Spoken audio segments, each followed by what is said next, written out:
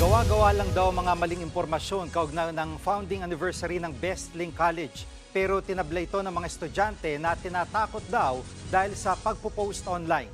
Nasa frontline balitang yan si Gio Robles. Sa harap ng Bestlink College of the Philippines sa Quezon City, nangalampag ang mga estudyante, magulang at grupong anak bayan. Kinukundina nila ang umano'y maling pamamalakad ng kolehiyo sa kanilang founding anniversary na ginanap sa Hermosa, Bataan, kung saan ilang estudyante ang nahimatay dahil sa gutom at pagod. Yes, para siya mula death march. Sobrang haba ng nilakad, sobrang lala nung pinagdaanan ng mga estudyante. Pinatikos ni Divine ang pahayag ng kolehiyo.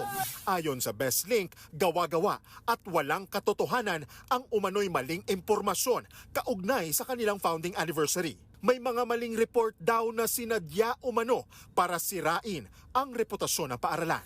Bukas daw ang kolehiyo sa investigasyon at maging sila ay nag-iimbestiga rin.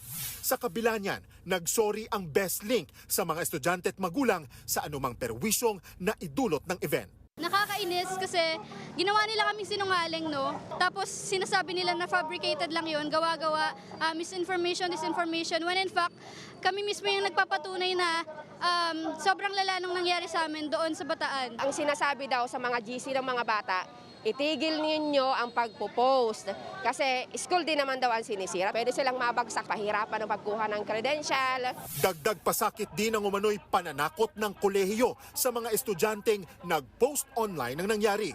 Pag-iinitan daw ang hindi susunod. Hindi na itago ng ilang magulang ang galit at dismaya sa Bestlink College of the Philippines. Panawagan nila, wag naman daw sanang pag-initan ang mga estudyanteng nagreklamo sa anilay mala death march na field trip. Sinubukan ng News 5 na kunan ng pahayag ang Bestlink kaugnay ng umano'y pananakot pero walang humarap sa amin. Nagbabalita mula sa frontline, Gio Robles, News 5. Mga kapatid, Jiggy Manikad po, iba na ang may alam at may pakialam sa panahon ngayon.